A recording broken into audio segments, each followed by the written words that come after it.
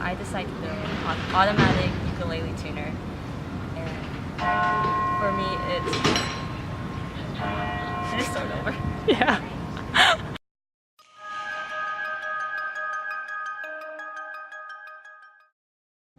Hi, my name is Elizabeth, and I'm here to share about my story as a female engineer at Vanderbilt University. So in my class 2018, in the mechanical engineering class, we have around 90 students. I can count the number of Malaysian girls with 2 hands. I can count the number of white female engineers in my class with 1 hand, and the number of Asian American females with 1 finger. Coming to Vanderbilt, I never thought one of my challenges I'd face is being a female in the STEM field.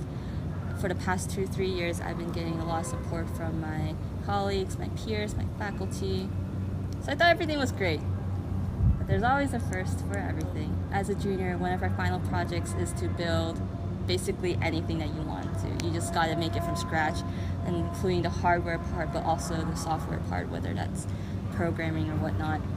And so for my project, I built an automatic tuner for a ukulele. And so for the past 2-3 weeks, because we're towards the end of the semester, I've been putting all my time and effort into this project. And once I built the hardware part of it, now my biggest challenge was programming. There is a big reason why I chose mechanical engineering and not computer science, because I am so bad at programming. But I knew that this project would be a good way for me to learn the skill set, tackle this issue I've been having, this fear I've been having of programming.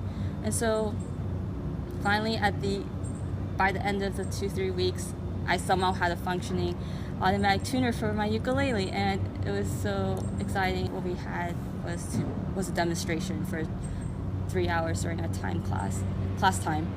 And so what the setup is at the engineering building on the first floor, there are all these tables set up so that all mechanical engineering students can set up their projects, and the judges can stop by to ask them questions about their projects, and anyone else who wants to stop by and look at the projects are welcome to. This day finally comes, I'm sitting next to my project and it's working fine. Judges come, they like it, they leave, and I was like, my gosh, it's finally done, I'm finally done with this project. But there's this one guy, I think he was a computer scientist, he comes up to my table and he just first starts just making conversation, asking what my project was, just a typical bystander. At my table, I have my ukulele set up with my device, I have a poster explaining my project, and I also have a packet with all the code with a printed version of my code, just so the judges can see what my code was like. And that guy who stopped by my table picks up the printed papers of my code and looks through it and kind of scoffs and makes a remark saying you should have put more comments in your code, and walked away. And for me inside, I was thinking, whatever, I'll just brush it off, it's just one guy, some random guy I'll never see again. And then after 30 minutes or so, that guy comes back with a friend. The guy says, I'm back, I'm here with my friend this time. And I'm like, okay, go for it, just look around, you can ask questions if you want. And then he and his friend start looking at my code, and then the guy starts saying stuff like, oh, this code is dank as hell. And I could hear both of the guys snickering, and then they would keep flipping through my code and saying, oh, camel case, like what? And just making a lot of off-putting remarks. And then finally I take the code out of his hand and say, if you're going to be judging or criticizing my work, just go somewhere else. And then that guy had the nerve to take the paper out of my hands and say, I wasn't judging, I like this code a lot. And he just keeps on looking and making remarks to his friends saying, oh, I just love going around looking at all the other projects and judging their code, because as mechanical engineers, we probably won't have the best coding syntax or etiquette or whatever. I take the paper out of his hand again saying can you please leave? And we just kept bickering back. I would be like, you call my code dank, and he says, what, dank is a good thing? And I'm like, do you want to be called dank? And he's like, yeah, I want to be called dank. But he just kept on,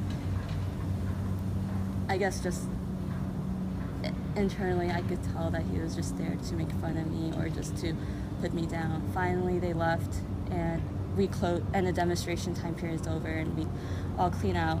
And so after that, I stopped by my workplace just to drop a few things off, and while walking to my work, I started breaking down, and it's just ridiculous because it was just one guy's comment that made me so frustrated, because I was sleep deprived.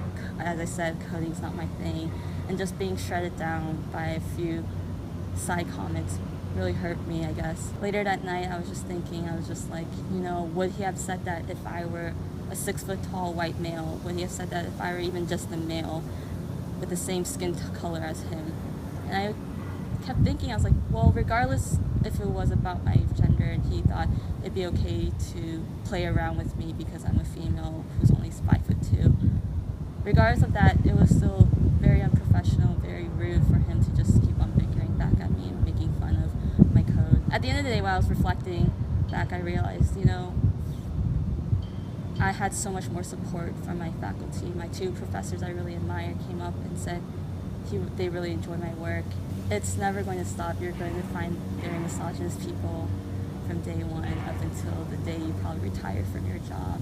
For all those female engineers or anyone in the STEM field, know that one person there's going to be at least one person out there who's going to want to take you down or break you down.